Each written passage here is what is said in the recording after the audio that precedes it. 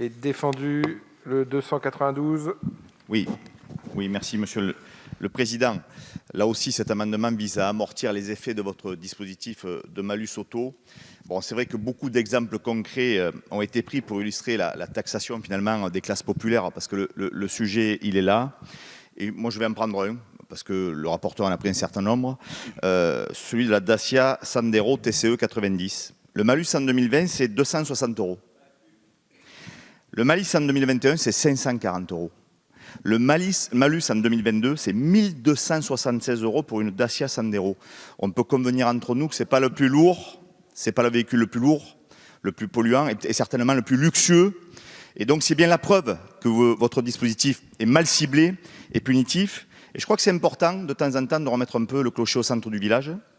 Parce que, oui, la production française automobile va être lourdement pénalisée.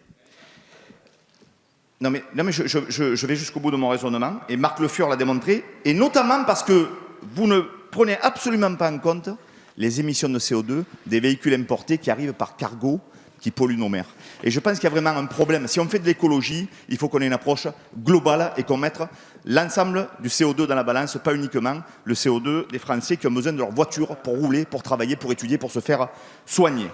Et je voudrais finir, enfin, en vous disant que le malus devrait rapporter 1 milliard d'euros en 2021, soit quasiment le double des dépenses générées pour les aides à l'acquisition, hors plan de relance, bien sûr, monsieur le rapporteur. Parce que le plan de relance, votre argument ne tient pas. Le plan de relance, il est ponctuel. Alors que le système de bonus-malus, il est structurel et il est pérennisé dans le temps. C'est bien la preuve que vous êtes dans une logique de rendement budgétaire. Et c'est bien la preuve que le malus auto sera une hausse de la fiscalité supportée par les Français et les classes populaires.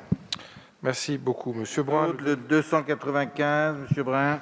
Merci, Monsieur le Président. Alors cet amendement essaie d'amortir l'impact du malus pour les familles. Et Madame la Ministre, en pleine crise sanitaire, politique, économique et sociale, les mêmes causes produisant les mêmes effets, je crains que vous nous fonciez dans le mur en klaxonnant.